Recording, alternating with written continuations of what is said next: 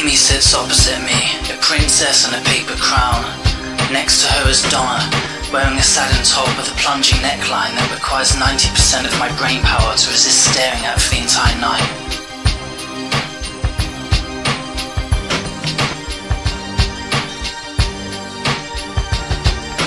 I've spent over 100 hours trapped in a cramped checkout booth with these twin goddesses, my libido kept in check by the desexualizing Woolworths uniforms, my inability to speak to them shielded by a constant barrage of grumpy Christmas shoppers, but now I'm on my own.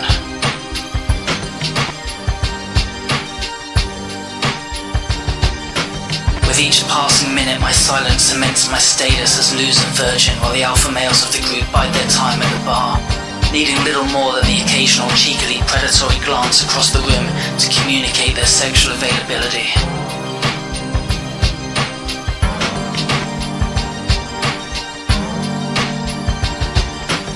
Worse still, while the double vodka that Graham slipped into my orange juice with a paternal wink is loosening my body and freeing up vital confidence, it's also making me horny, which fucks my concentration.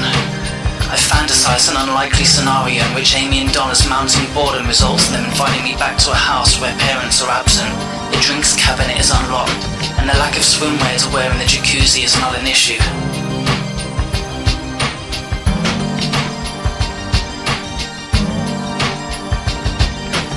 At which point Mrs. Cake waddles into my field of vision, putting pay to my erotic imaginings with the image of a wilting flower accompanied by a flatulent trombone flourish. Mrs. Cake is a dome-shaped Scottish hen whose name isn't really Mrs. Cake, it just looked like it should be. I'm destined to one day blurt out this transference in front of her, and am already equipped with all manner of hunger-related excuses for when that moment arrives.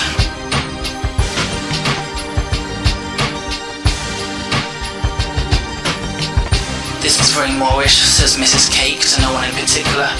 I think I'll have another slice of cake. This causes me to burst out laughing. Amy and Donna break off from their conversation and look at me.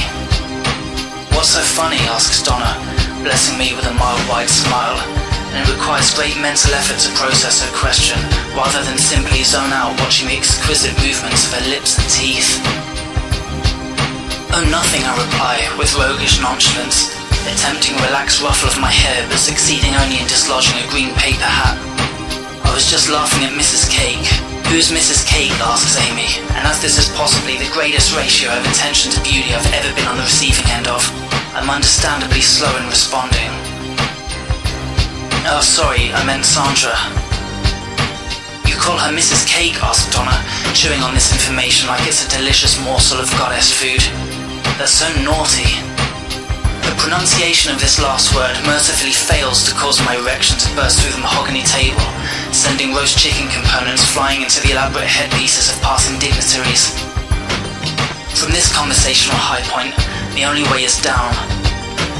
It's therefore a minor miracle when Graham returns to the table with another drink for me. Get that down, you son, he says, plonking the glass down.